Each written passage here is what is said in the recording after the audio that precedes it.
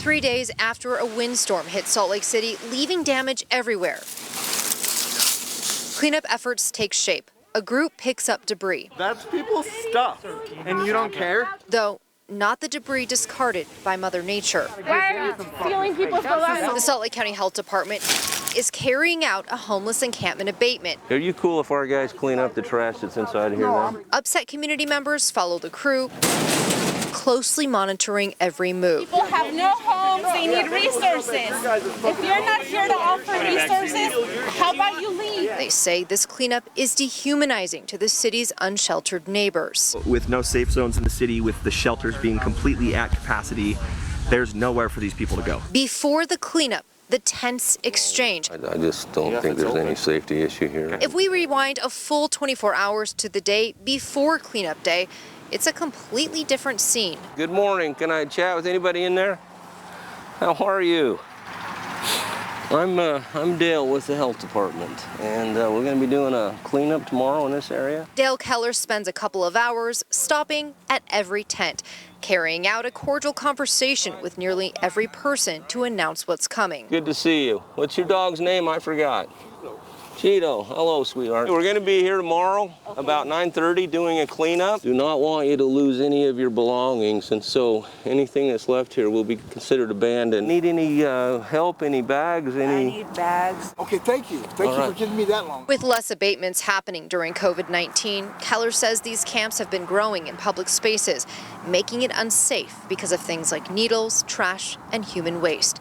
Keller explains it's a tough balance for them. Kind of walk a tightrope here of respect and dignity to our unsheltered friends, but also there's a public health and environmental health component to this that is part of our job that we need to enforce as well. He offers to connect the people he speaks with to resources. Are you guys interested at all if I were to have social services like Volunteers of America or somebody come by and see if we can? Yes. Several take him up on it, like Jen and Jimmy. I just really need somewhere to actually stay that's permanent, not have to move every night. They're hopeful social services can help. They want a permanent place to call home with Duke. I'm not looking for a handout, but at least to understand and not be judgmental about it. And if you can help us, you know, it'd be appreciative. Just to try to find some housing?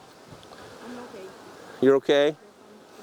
Okay, guys, try to stay warm. Thank you. Have a good day. But many decline Keller's offer, some asking. The question that I get asked all the time is, don't want to go to the shelter, or there's no room at the shelter, or there's, you know, those type of, I just want to be left alone. Where do I go? And I don't have a good answer for that. No good answer.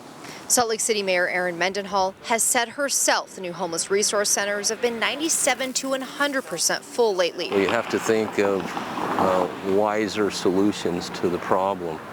And right now, success is let's try not to fatigue an area. After speaking with several groups, making sure they know what's about to take place in 24 hours and offering help, Keller leaves.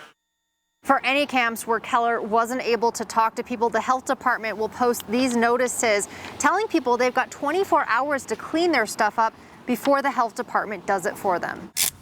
It's these notices that others in the community see, prompting the response on cleanup day. Hey, put your foot off of that. You know how easy it is?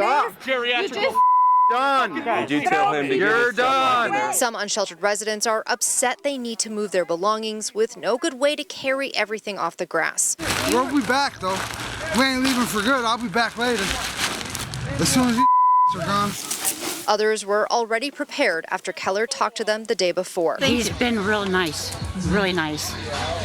So right now I'm not complaining about nothing because he's allowing us to stay. Community member Jordan Talley starts a dialogue with the health department. The issue that we face, the issue that they face, is they are being dispersed. Yeah. They are moving. They are being told to leave this encampment, go somewhere else, and then they go where? Right, no, and there's not a resource that's set up to help them. It's a Band-Aid thing. He says he hopes to work with the city. I see kind of where a lot of this anger comes in. I feel it myself.